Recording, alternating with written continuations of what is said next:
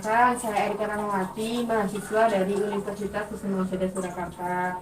Meski kedatangan saya di sini, saya akan melakukan pendidikan kesehatan Ibu. Sebelumnya kalau boleh tahu dengan Ibu siapa? Ibu dia sedang mengandung deh. Kalau boleh tahu berapa bulan Ibu? 4 bulan. Baik. Di sini nanti saya akan melakukan pendidikan kesehatan Ibu mengenai nutrisi bagi ibu hamil. Untuk waktunya nanti 10 hingga 15 menit. Apakah Ibu bersedia?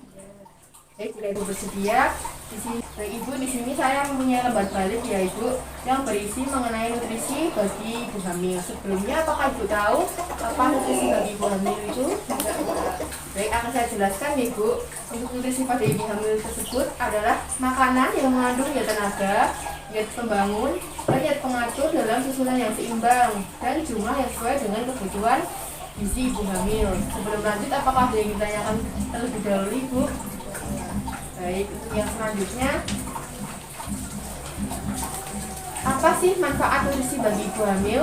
Untuk manfaatnya sendiri ada 9 ya Ibu. Yang pertama untuk menjaga kesehatan ibu hamil, yang kedua menjaga kesehatan janin yang ada di kandungan, untuk yang ketiga persiapan untuk menjalani persalinan, dan yang keempat memenuhi kebutuhan dari gizi ibu dan janin, yang kelima mencapai status gizi ibu hamil dalam keadaan yang normal sehingga dapat menjalani kehamilan dengan baik dan aman. Yang selanjutnya adalah membentuk jaringan untuk tumbuh kembang janin dan kesehatan ibu. Dan selanjutnya mengatasi permasalahan selama kehamilan dan ibu memperoleh energi yang cukup yang berfungsi untuk menyusui setelah kelahiran bayi. Sebelum lanjut, apakah ada yang ditanyakan terlebih dahulu Ibu? Ya. Baik, lanjut ya Ibu. Yang selanjutnya mengenal tanda dan gejala pada ibu hamil. Yang pertama itu tandanya pusing hebat Ibu. Untuk yang kedua ada muntah secara terus menerus, pucat, mata kunang-kunang, dan perdarahan selama hamil. Yang selanjutnya ada apa sih akibat bila ibu hamil kekurangan gizi? Apakah sebelumnya Ibu tahu? Belum tahu ya Ibu. Baik, untuk akibatnya sendiri ada ibu merasa lemah dan kurang nafsu makan. Yang kedua ada perdarahan dalam masa kehamilan. Yang ketiga ada kemungkinan terjadi infeksi tinggi. Dan yang keempat adalah kurang darah atau anemia. Untuk ibu darahnya normal atau tidak Ibu? Normal. Alhamdulillah. Untuk yang selanjutnya adalah pengaruh waktu persalinan Ibu, yaitu meliputi persalinan yang sulit dan lama, lalu persalinan sebelum waktunya atau prematur, dan yang terakhir ada perdarahan setelah persalinan. Sebelum lanjut, apakah ada yang ditanyakan Ibu? Baik, untuk selanjutnya pengaruh pada janin Ibu. Untuk pengaruh pada janin sendiri nanti ada keguguran atau bayi lahir mati, cacat bawaan, anemia pada bayi, dan berat badan lahir rendah. Untuk yang selanjutnya ada penyebab dari kelainan pada ibu hamil.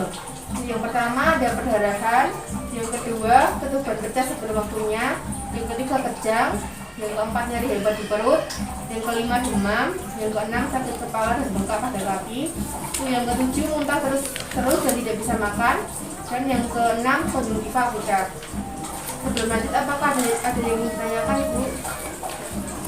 Ya.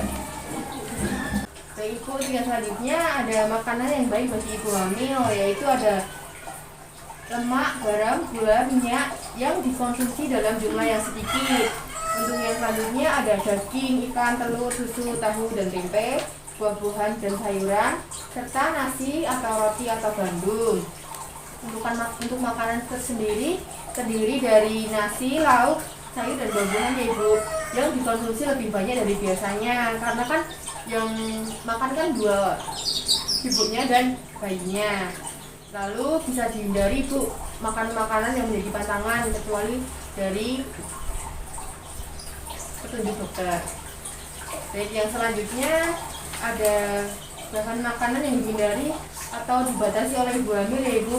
Yang pertama, ibu hamil bisa menghindari makanan yang diawetkan atau makanan yang kurang aman.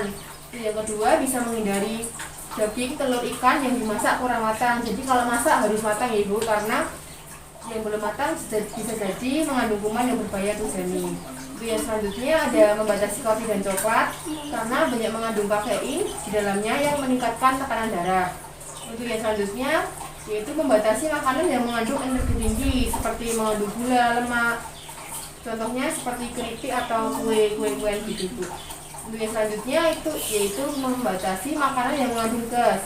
Contohnya seperti nangka matang atau mentah, kol, ubi jalar karena dapat menyebabkan keluhan nyeri ulu hati pada ibu hamil.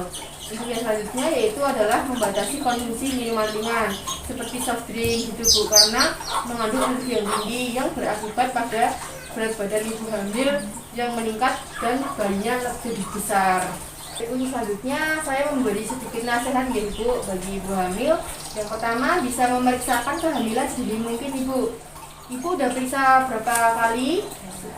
2 kali. Baik, bagus ya Ibu, sudah 2 kali. Untuk yang selanjutnya bisa rutin minum tablet tambah darah pada waktu hamil. Ibu apakah rutin meminumnya? Baik. Untuk yang selanjutnya bisa meminta suntikan anti tetanus Ibu 2 kali selama kehamilan. Apakah itu sudah? Baik. Untuk yang selanjutnya bisa meminta tolong persalinan kepada petugas kesehatan ya Ibu. Jadi tidak ke dukun bayi atau ke yang lainnya, jadi harus ke fasilitas kesehatan yang aman.